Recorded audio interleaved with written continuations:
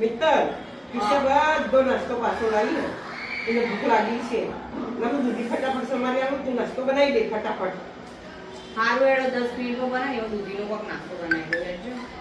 સમારેલી દૂધી, આદુ મરચાં લસણ અને લીલા ધોણા, થોડું પાણી એડ કરીને પીસી લેવાનું. જો આ પીસાઈ ગયું આવું પીસી લેવાનું. પછી એમાં બધા મસાલા કરવાના મિત્ર. ઓહો, 1 વાટકી સોજી, તમારે ઝીણી હોય મોટી હોય ગમે તે લઈ લેવાની.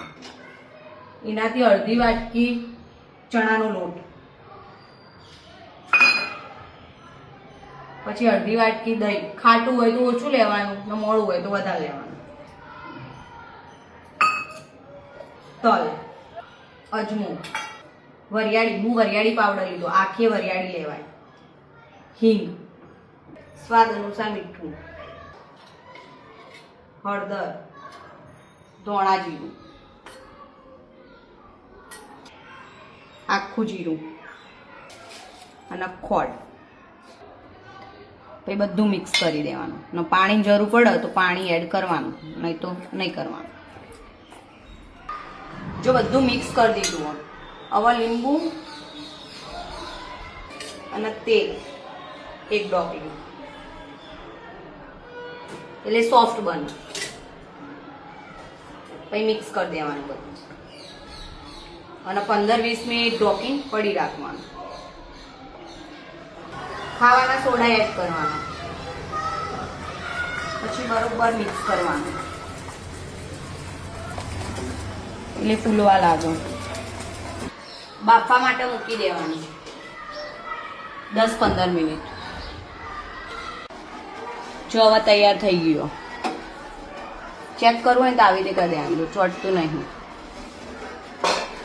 મસ્ત બન્યું, મસ્ત બન્યું.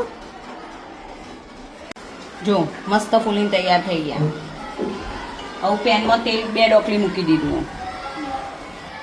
રાઈ, તલ, મરચો, કડી પત્તા, પછી સાતળી દેવાના આવી રીતે. પછી આ એક મૂકવાનું.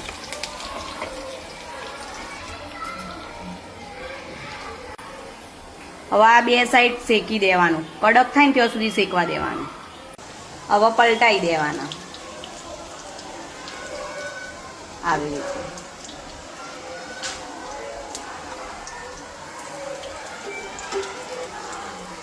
જો આવા બંને સાઈડ ગુલાબી ગુલાબી થઈ જવા જો, એટલે મસ્ત કડક કડક થઈ જાય.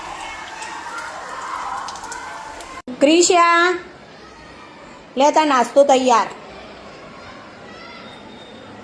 લે દાદીને કે ખવડાવી દો એડ. પછી કે કેવો બન્યો.